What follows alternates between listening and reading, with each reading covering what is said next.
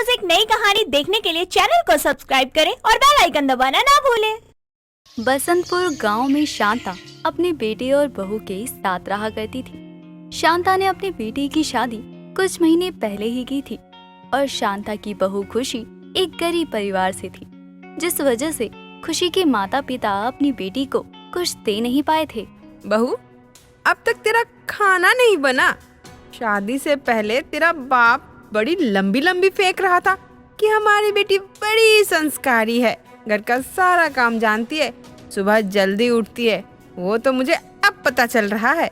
माँ जी, मैं तो सुबह से उठी ही हुई हूँ और बस खाना भी बन ही गया। हाँ हाँ, चल काम पर ज्यादा ध्यान दिया कर, बातें बनाने पर नहीं। खुशी अपनी सास के मुंह से ज्यादातर अपने गरीब होने के ताने सुना करती, लेकिन फिर भी वो अपनी सास को कभी पलटकर जवाब नहीं देती। अब देर शाम खुशी पूजा कर रही होती है, तभी गांव का ही सुखिया शांता से कुछ कह कर जाता है। अरे ये क्या अनर्थ हो गया। जब से ये कुलक्षणी इस घर में बहू बनकर आई है, कभी मैं बीमार रहती हूँ तो कभी खेत का नुकसान, और अब मेरे बेटे का एक्सीडेंट। हाय रे मेरी फूटी किस्मत। माँ जी, आप ये क्या कह रही हैं? उनका एक्सीडेंट हो गया है? कैसे माँ जी? कहाँ है अभी वो? दूर रह मनुष्य कहीं की, तेरी वजह से मेरे घर की सुख शांति छिन गई है। माँ जी, आप ये सब कैसी बातें कर रही हैं? भला मैं अपने ही पति का बुरा क्यों चाहूंगी? शांता यहाँ अपनी बहू खुशी को ताने दे रही थी कि तभी राजेश घर आता है। बेटा, तू आ गया? तू ठीक तो है ना? कहाँ लगी तुझे और कैसे? बस मैं गिर गया था माँ। वो सामने से ट्रक आ रहा था और मैंने ठीक से देखा नहीं और मैं गिर गया बाइक से। ये सब इस मनुष्य की वजह से हुआ है। इसे तो मैं आज घर से निकाल के ही रहूंगी। ना रंग है ना रूप है। अगर इसका बाप यहाँ आकर रोकर नहीं जाता तो शायद मैं इससे अपने बेटी की शादी भी नहीं करवाती। माँ, आप खुशी को मार क्यों रही हो? भला मेरे एक्सीडेंट से खुशी का क्या लेना देना है? राजेश बेटा, तू हट जा। आज तो मैं इसे घर से निकाल कर ही रहूंगी। अब ये कहीं भी जाए या अपने बाप के घर जाए, जिंदगी भर बैठे, मुझे इससे मतलब नहीं। शांता अपनी बहू खुशी को मार कर घर से निकाल रही होती है, लेकिन राजेश को ये बर्दाश्त नहीं होता और वो अपनी पत्नी का हाथ पकड़ता है और उससे कहता है, ठीक है माँ, अगर खुशी आपके लिए मनुष्य है और इसके हमारे घर में आने के बाद आपके साथ अगर कुछ भी अच्छा नहीं हो रहा है तो ठीक है, चली जाएगी ये इस घर से, लेकिन अकेले नहीं जाएगी, मैं भी इसके साथ जाऊंगा। नहीं राजेश, इसे जाने दे इस घर से। मैं तेरी शादी अच्छे घर की लड़की से करवाऊंगी। ये भिखारन क्या जाने घर परिवार किसे कहते हैं, जिनके पास एक वक्त के खाने पर भी आफत हो। बस माँ, बस बहुत हो गया। आपको जितना कहना था आपने कह लिया। अब मुझे ना तो सुनना है और ना ही कुछ कहना है। अब राजेश और खुशी उस वक्त तो वहाँ से निकल जाते हैं, लेकिन अब उन्हें रहने और कमाने की चिंता होने लगती है और वो गांव से शहर की तरफ बढ़ते हैं और एक मेट्रो के नीचे बैठ जाते हैं। हमारा कोई ठिकाना नहीं है, कहाँ रहें कहाँ जाएं, कुछ समझ नहीं आ रहा। लेकिन यहाँ आसपास भीड़ देख के मुझे तो ये समझ आ रहा है कि हम यहाँ पर अपना रोजगार ढूंढ सकते हैं। लेकिन कैसे और क्या? मुझे तो कुछ भी समझ नहीं आ रहा। हम यहाँ खाने की दुकान लगा सकते हैं, वो भी कम पैसों में, और अगर ऐसा रहा तो हमारा काम भी अच्छा खासा चल सकता है। लेकिन खाने का ठेला लगाने के लिए पैसे कहाँ से आएंगे? लेकिन मुझे ये सही नहीं लग रहा। क्या हमें ऐसा करना चाहिए? नहीं खुशी। अब खुशी अपना मंगलसूत्र बेचकर खाने का एक ठेला लगाती है और वहीं मेट्रो के पास किराए का घर भी लेती है। हे माता रानी, आज से पहले इतनी भीड़ भाड़ की जगह पर तो मैं गई भी नहीं हूँ। ना जाने मैं यहाँ अपनी खाने की दुकान कैसे चला पाऊंगी। तुम चिंता क्यों करती हो? भगवान चाहेंगे तो सब सही होगा। उन्होंने अब तक हमें रास्ता दिखाया है तो आगे भी वही दिखाएंगे। अब जैसे ही मेट्रो से लोग उतरते हैं और मेट्रो स्टेशन से लोगों की भीड़ निकलती है तो खुशी लोगों को देखकर आवाजें लगाने लगती है। गर्मा गर्म राजमा चावल ले लो, बस 10 रुपए की थाली। गर्मा गर्म राजमा चावल के साथ रायता सलाद भी खा कर जाओ। आओ आओ, बस 10 रुपए की थाली। अरे, आपको मैंने पहले कभी नहीं देखा, लगता है नई नई दुकान लगाई है आपने। चलो अच्छा है, अब से यहीं से पेट भरकर खा कर जाया करूंगी काम पर। जी जी बिल्कुल, नए हैं हम यहाँ पर और अपना घर और जरूरतमंदों की जरूरतों को देखते हुए ये दुकान खोली है। अरे बहुत अच्छी बात है बहन जी। चलिए एक थाली लगा दीजिए, खुशबू तो खाने की बहुत अच्छी आ रही है, बस खाकर मजा आ जाए यही उम्मीद करती हूँ। अब धीरे धीरे ही सही, लेकिन खुशी की मेट्रो स्टेशन के नीचे ठेले पर लगी दुकान की बिक्री बढ़ जाती है और खुशी और राजेश दोनों ही अपनी दुकान पर ज्यादा से ज्यादा ध्यान देने लगते हैं और 10 रुपए थाली से ही दोनों की अच्छी खासी कमाई हो जाती है। एक रोज शाम के समय खुशी अपनी दुकान पर होती है। गर्मा गर्म राजमा चावल, रायता, सलाद, बस 10 रुपए की थाली के साथ। आओ आओ, गर्मा गर्म राजमा चावल खाकर जाओ। आज तो अच्छी बिक्री हुई है और हम दोनों के लिए खाना भी बच गया है। क्यों ना हम घर चल के खाएं? हाँ, अभी बस दुकान का सामान समेट लूं, फिर हम घर चलते हैं। राजेश और खुशी अपनी दुकान बंद करने के लिए आसपास से सामान हटा रहे होते हैं। तभी एक आदमी एक बूढ़ी औरत को धक्का दे देता है और वो राजेश के ठेले के पास आकर गिर पड़ती है। अरे अरे भाई, तुम्हें दिखाई नहीं देता क्या? अगर तुम्हें पैसे नहीं देने हैं तो मत दो, लेकिन धक्का मत मारो। अरे अम्मा, आप ठीक तो है ना? आपको चोट तो नहीं आई? उठिए जरा ध्यान से। अब जैसे ही राजेश और खुशी उस बूढ़ी औरत को उठाते हैं और उसकी तरफ देखते हैं तो दोनों हैरान रह जाते हैं। माँ जी, आप यहाँ और इस हालत में? माँ आप यहाँ, वो भी इस हालत में? आप लोगों से भीख क्यों मांग रही हो माँ? क्या हुआ माँ, बोलो। माँ जी आइए, पहले आप यहाँ बैठिए और ये लीजिए पानी। ये सब मेरे घमंड और पाप का नतीजा है, जिसकी वजह से मैं आज ऐसे दिन देख रही हूँ। तुम दोनों के जाने के बाद एक रोज जमींदार घर आया था और बोला, मुझे अपनी जमीन दे दो, जो पैसे होने हैं मैं महीने महीने दे दिया करूँगा। मैंने भी मना नहीं किया और उसने भी मेरे अंगूठे की निशान ले लिया। फिर क्या था, कुछ दिन के बाद मुझे पता चला कि उसने मेरे घर, खेत, सारी जमीन अपने नाम करवा लिया। माँ जी, उन्होंने ये तो गलत किया। हम कल ही जाएंगे और अपनी जमीन वापस लेंगे उनसे। हाँ माँ, आप चिंता मत कीजिए, अब से आप हमारे साथ रहेंगी, हम रखेंगे आपका ध्यान। और आपने अपनी ये क्या हालत बना रखी है माँ? कुछ खाया सुबह से आपने? हाँ माँ? आप ठेला लेकर घर आइए, मैं माँ को लेकर घर पहुँचती हूँ। बहू, मुझे माफ कर दे, मैंने तेरे साथ कितना गलत किया। माँ जी, आप मेरे सामने हाथ मत जोड़िए। माँ भी कभी अपने बच्चों से माफी मांगती है क्या? नहीं नहीं, मुझे इस बात का दुख है कि मैंने अपने ही घर से अपने बच्चों को, अपने घर की रौनक को घर से बेदखल कर दिया। अब खुशी और राजेश के साथ शांता घर आती है और वो देखती है कि खुशी और राजेश ने एक छोटे से कमरे वाला घर किराए पर लिया है, जिसे देखकर शांता अपने बेटे से कहती है, अपना सब कुछ होते हुए मैंने तुम दोनों को घर से तो निकाला, लेकिन मैंने सही नहीं किया। आज तुम लोगों को यहाँ उधारी के घर में रहना पड़ रहा है। मुझे मेरी गलती की सजा मिल चुकी है। माँ जी, जो होता है अच्छे के लिए होता है। हम यहाँ खुश हैं, अब आप भी हमारे साथ ही रहेंगी। अब सारी बातों को छोड़कर पहले आप ये खाना खा लीजिए। शांता की आंखों में अपने बेटे और बहू का प्यार देखकर पछतावे के आंसू साफ नजर आ रहे थे और आखिरकार शांता को समझ आता है कि उसने जो भी किया वो गलत था। उसने अपने घर की लक्ष्मी का अपमान करके सही नहीं किया, जिस वजह से वो खुद भी रोड पर आ चुकी थी। लेकिन अंत में उसके अपने ही उसके काम आए, जिसे शांता ने घर से बेदखल कर दिया था। भूमि अपनी माँ गीत के साथ रहा करती थी। भूमि काफी समझदार और होनहार थी, पर कहते हैं ना, 5 उंगलियां कभी बराबर नहीं होती। ठीक ऐसा ही भूमि के साथ था। वो हर चीज में तो अच्छी थी, पर उसके अंदर एक कमी थी। वो कमी थी रात को ना सोने की आदत। ऐसे ही एक रात 2 बज रहे थे और वो अपने फोन में नेटफ्लिक्स पर मूवी देख रही थी। तभी उसकी माँ गीत की आंखें खुलती है, जहाँ वो अपनी बेटी को मूवी देखते हुए देखकर कहती है, हे भगवान, रात के 2 बज रहे हैं और तू अभी तक सोई नहीं। तुझे नींद आती है कि नहीं? नहीं माँ, मुझे नींद नहीं आ रही और मुझे नींद आ ही नहीं रही, इसलिए मैं नेटफ्लिक्स पर मूवी देखने लगी। हाँ हाँ, पूरा दिन सोएगी तो क्या होगा, रात को जागेगी ही ना। बोल रही थी मैं कि दिन में मत सोया कर, लेकिन नहीं, मेरी सुनता ही कौन है। माँ, रात हो रही है, बाहर मोहल्ले में सभी सो रहे हैं, इसलिए आप अपनी आवाज थोड़ी धीरे रखो, नहीं तो बाहर के लोग जाग जाएंगे।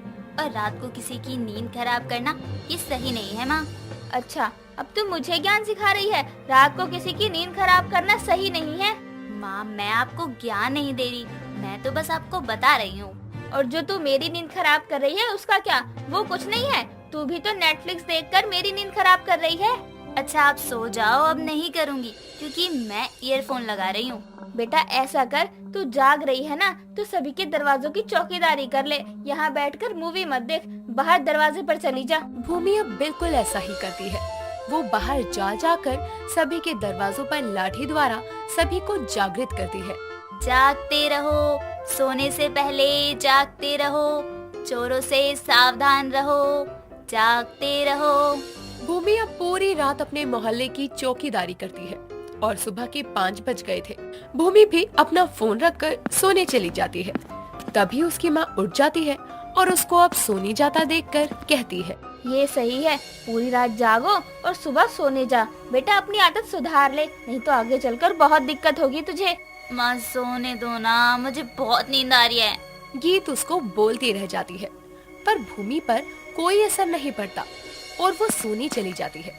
समय गुजरता है पर भूमि में कोई बदलाव नहीं आता और उसको हर रात उठता हुआ देखकर एक बार फिर गीत भूमि से कहती है, भूमि बेटा, तू रात को उठी रहती है, कल वीरवार है और मुझे कल मंदिर भी जाना है। तो ऐसा करना कि सुबह 5 बजे मुझे उठा देना और तू सो जाना। इसी तरह से मैं जल्दी भी उठ जाऊंगी, साथ ही मेरी पूजा भी हो जाएगी और तू अपना सो भी लियो।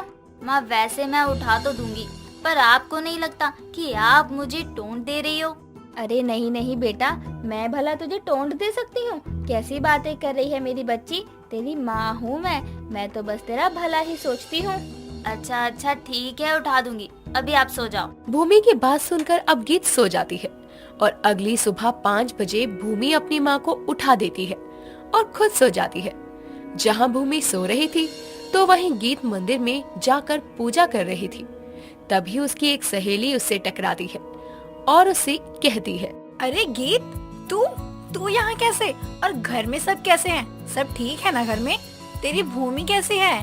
बाप रे, इतने सारे सवाल एक साथ। वैसे मैं बिल्कुल ठीक हूँ, साथ ही भूमि भी ठीक है, अब तो बड़ी हो गई है। मैं तो बस उसकी शादी के बारे में ही सोच रही थी।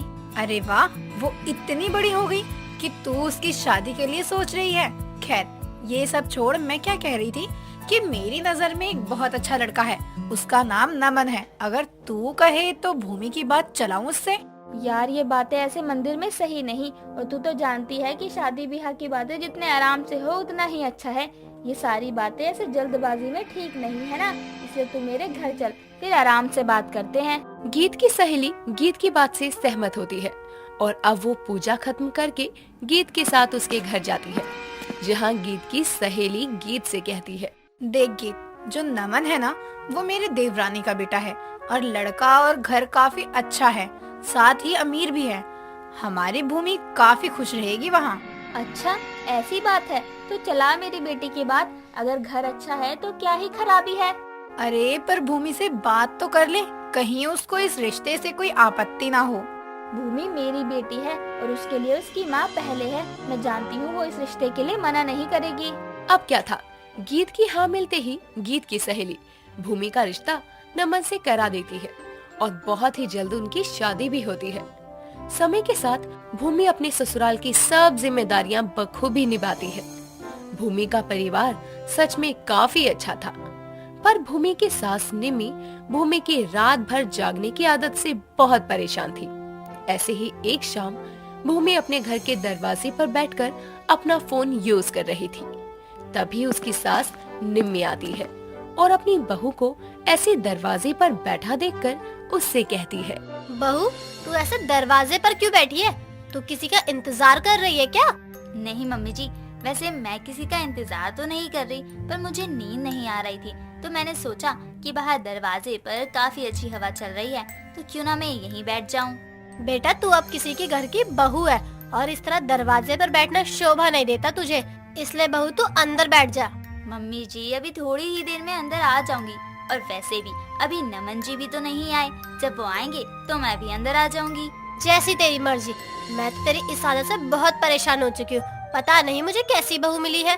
निम्मी उसको दरवाजे पर ही छोड़कर चली जाती है और इसी तरह रात के 12 बज जाते हैं। और जब नमन घर आता है तो वो अपनी पत्नी को दरवाजे पर बैठा देखकर कहता है, भूमि, तुम इतनी रात को दरवाजे पर क्या कर रही हो? नमन जी, आपको तो मैंने पहले ही बता दिया था कि मुझे रात के समय नींद नहीं आती, और आप आए भी नहीं थे। साथ ही यहाँ पर अच्छी हवा भी चल रही थी, तो मैंने सोचा कि मैं यहाँ बैठ जाऊँ। इसी तरह से मैं यहाँ बैठकर आपका इंतजार भी कर लूंगी और हवा भी खा लूंगी। अच्छा चलो, रात बहुत ज्यादा हो गई, अंदर चलो। रात के समय इस तरह से दरवाजे पर बैठे रहना सही नहीं होता। भूमि अब नमन के साथ अंदर जाने को होती है। तभी उसकी नजर एक आदमी पर पड़ती है जिसने अपना चेहरा पूरी तरह से ढका हुआ था। उसको देखकर भूमि अपने पति से कहती है, नमन जी उधर देखो, एक चोर खड़ा है जो बगल वाले आंटी के घर की तरफ देख रहा है। कैसी बात कर रही हो भूमि? हमारे यहाँ चोर नहीं आते। अरे नमन जी, एक बार पीछे पलट कर तो देखो। नमन अब जैसे ही पीछे पलटता है वैसे ही उसकी नजर भी चोर पर जाती है और चोर को देखकर नमन कहता है, हाँ भूमि, तुम बोल तो बिल्कुल सही रही हो। ऐसा करो, तुम सबको जगाओ और मैं उस चोर के इरादे पर पानी फेंकता हूँ। नमन की बात से भूमि एग्री हो जाती है और अपने हाथों में एक मोटी लाठी लेकर हर घर के दरवाजे पर पीटने लगती है। जागते रहो, सोने से पहले जागते रहो, चोरों से सावधान रहो, जागते रहो। बाहर के शोर से अब सभी गली वाले उठ जाते हैं और भूमि के ऊपर चिल्लाने लगते हैं।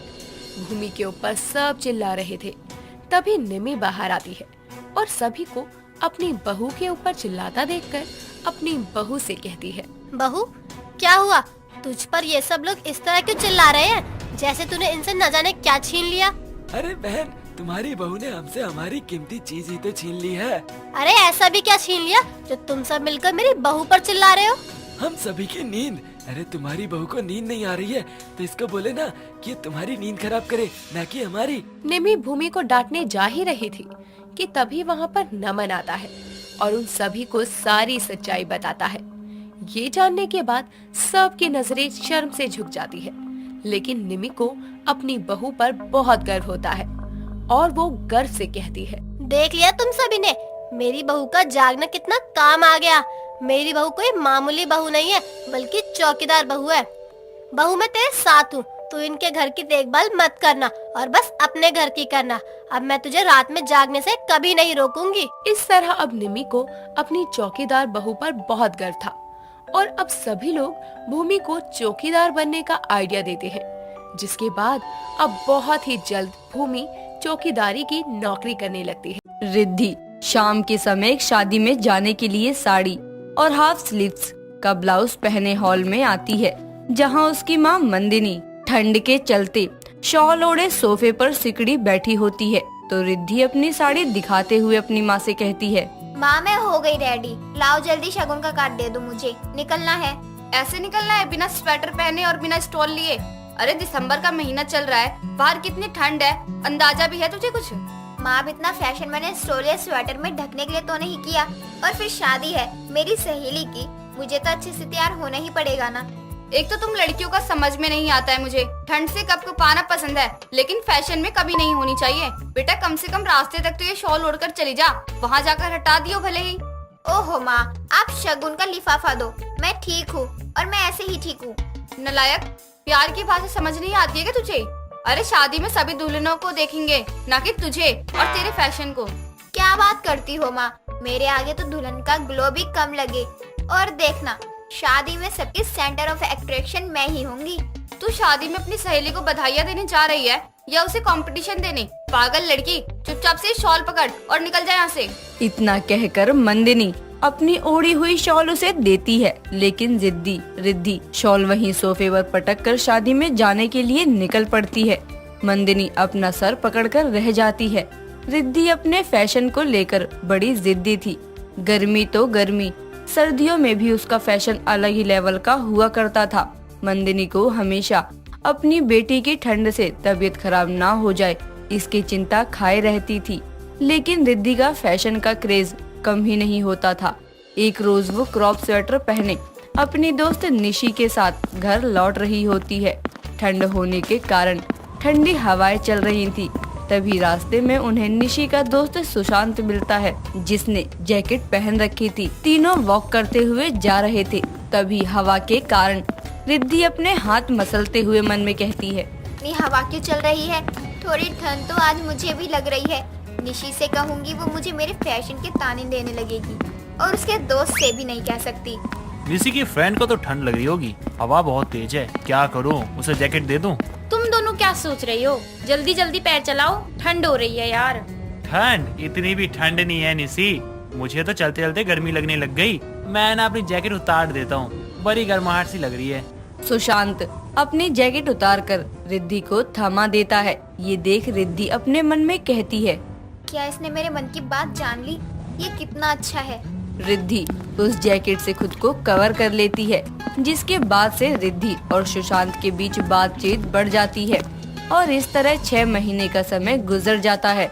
दोनों एक दूसरे के साथ अपनी जिंदगी बिताने का फैसला कर शादी के बंधन में बंध जाते हैं। रिद्धि की मुंह दिखाई वाले दिन उसकी सास कावेरी उसके कमरे में उसे अपने हाथों से बुना हुआ एक नया स्वेटर देने के लिए आती है, तो देखती है कि रिद्धि नेट की पतली सी साड़ी पहने अपने बाल संवार रही थी। तभी कावेरी कहती है, बहू ये ले स्वेटर, मैंने तेरे लिए अपने हाथों से बुना है, जरा पहन तो सही। देखने में तो तेरी इस साड़ी से मैच भी करता है। सासू माँ रख दीजिए, मुंह दिखाई की रस्म के बाद पहन लूंगी मैं इसे।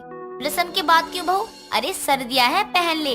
वैसे भी पड़ोसन आएंगी, तेरे चेहरे को हाथ लगाएंगी, तेरे साथ 2-4 तस्वीर खिंचवाएंगी, और सर्दी में तुझे यूं पतली सी साड़ी में देखेंगी तो तुझे ताने भी देंगी कि देखो कावेरी ने सर्दियों के कपड़े भी नहीं दिलाए अपनी बहू को। सासू माँ मेरी मुंह दिखाई है, और ये नेट वाली साड़ी मैंने खास इसलिए बचा कर रखी थी, और आज तो मैंने साड़ी थोड़ी अलग स्टाइल में भी डाली है। उस पर स्वेटर पहनने से फैशन बिगड़ जाएगा ना। अरे बहू, घर में कैसा फैशन, और सर्दियों में तेरे फैशन को किसकी पड़ी है? लोग तुझे देखने आ रहे हैं, तेरे फैशन को नहीं। सासू माँ आप क्या जाने फैशन की बातें। हाँ नहीं समझती मैं, लेकिन ठंड का भी तो सोच कुछ बहू। अभी तो कमरे में हीटर चालू है, पर हॉल में तो नहीं होगा ना। कोई बात नहीं सासू माँ, थोड़ी देर की ही तो बात है। थोड़ी देर में सर्दी मुझे खा नहीं जाएगी। कावेरी अपनी बहू की बातें सुन हैरान थी और उसे यूं सिर्फ पतली सी साड़ी में देख खुद शॉल ओढ़े भी कपकपा रही थी। थोड़ी देर में सभी पड़ोस की औरतें मुंह दिखाई की रस्म के लिए वहां आती हैं। सबने 2-3 स्वेटर या शॉल डाला हुआ था और वो सभी कावेरी की बहू को एक पतली सी साड़ी में देखकर हैरान थे। तभी एक पड़ोसन कावेरी को धीरे से कहती है, कावेरी बहू को सर्दी में कुछ ज्यादा ही गर्मी नहीं लग रही है? तेरी बहू को देखकर तो हमारी कपकपी छूट रही है, जबकि हम तो पूरे ढके हुए आए हैं। अरे आजकल के बच्चों को कहाँ सर्दी लगती है। हाँ वो तो है, लेकिन सर्दियों में तेरी बहू का फैशन से चढ़कर बोल रहा है। ध्यान रखियो कहीं फैशन के चलते सर्दियों के चपेट में ना आ जाए तेरी बहू। कुछ भी मत बोल, रस्म पर ध्यान दे चुपचाप। कुछ देर में सभी पड़ोसने वहाँ से चली जाती हैं, तो रिद्धि फटाफट से साड़ी बदल गरम कपड़े पहन लेती है। ये देख उसकी सास अपने आप हंसने लगती है। समय बीतता है। कुछ दिनों में रिद्धि और सुशांत अपने हनीमून के लिए बाहर जाने वाले होते हैं। समय के साथ साथ सर्दियाँ भी बढ़ती जाती हैं। सुशांत सामान पैक कर सर्दी के कारण लॉन्ग कोट पहने तैयार होकर रिद्धि के आने का वेट कर रहा होता है। तभी वो घड़ी देखकर कहता है, रिद्धि यार जल्दी करो ना यार, देखो ना माँ कब से तैयार हो रही है। जानती है कि एयरपोर्ट पे 1 घंटे पहले पहुँचना होता है, फिर भी इतना समय लगा रही है। अरे बेटा, बहू का फैशन खत्म होगा तभी तो कमरे से बाहर कदम रखेगी ना। माँ सर्दियों में काहे का फैशन, खुद को सर्दियों में बचा लेना वही बहुत है। अभी जल्दी नहीं पहुँचे ना तो मैडम जी घर में ही घूमती रहेंगी। रिद्धि जल्दी करो। कुछ देर बाद रिद्धि बाहर आती है और उसे देखकर सुशांत और कावेरी हैरान रह जाते हैं, क्योंकि रिद्धि का फैशन ही कुछ ऐसा था। रिद्धि ने हाई नेक का ढीला सा 1 पीस स्वेटर और सर पर कैप तो पहनी थी, लेकिन पैरों में उसने बस थाई हाई बूट्स पहने थे। उसका ये फैशन देख उसकी सास कहती है, हाय दैया, सर्दी में चाहे कप कपाए, लेकिन मजाल है जो बहू का फैशन कम हो जाए। अरे ऐसे जाएगी दूसरे देश घूमने। हाँ, और अब इन कपड़ों में क्या बुराई है? अब सासू माँ ये मत कहना कि मैं अपने हनीमून पर भी 6 मीटर की साड़ी लपेट कर जाऊँ। अरे सिर्फ ये बूट्स पहने काम कैसे चलेगा? सर्दियाँ हैं रिद्धि। तभी तो थाई हाई बूट्स पहने हैं, वरना तो नॉर्मल शूज भी पहन सकती थी ना। और ये सर्दियों में एयरपोर्ट जाने का फैशन है। अरे फैशन की मारी, मेरा नहीं तो कम से कम सर्दियों का तो कुछ लिहाज कर ले। तेरे कपड़े देखकर ऐसा लगता है जैसे तो सर्दियों में खुद को बीमारी देने की दावत दे रही हो। आप लोगों को मेरे फैशन से क्या दिक्कत है? और सुशांत जी, अब हम एयरपोर्ट के लिए लेट नहीं हो रही क्या? हो जाए तो ही अच्छा है, क्योंकि हम जाएंगे ना तो आज तुम्हें मेरा फैशन फॉलो करना पड़ेगा। मतलब? कमरे में चलो, अच्छे से मतलब समझाता हूँ। इतना कहकर सुशांत उसे कमरे में ले जाता है और कुछ देर में जब वो रिद्धि को लेकर बाहर आता है तो उसे देखकर कावेरी मुस्कुराती है, क्योंकि अब रिद्धि सर से पैर तक के लंबे कोट में, गले में मफलर, सर पर टोपी और पैरों में जुराबों के साथ मोटे जूतों से ढकी हुई थी। तो रिद्धि कहती है, देखो सासू माँ, ये है आपके बेटे का फैशन, कपड़ों से लाद दिया है मुझे। हाँ, ऐसे ही रहना चाहिए सर्दियों में। आज इस नालायक को शाबाशी देने का मन कर रहा है, क्योंकि आज इसने मेरी बहू को सर्दियों के हिसाब से फैशन में रहना सिखाया है। चलो अभी निकलो, वरना फ्लाइट निकल जाएगी। तभी दोनों एयरपोर्ट जाने के लिए घर से निकल जाते हैं। दोस्तों, अगर आपको ये कहानी पसंद आई तो इसे लाइक करें, शेयर करें और कमेंट करके बताएं कि कहानी में आपको सबसे अच्छा क्या लगा।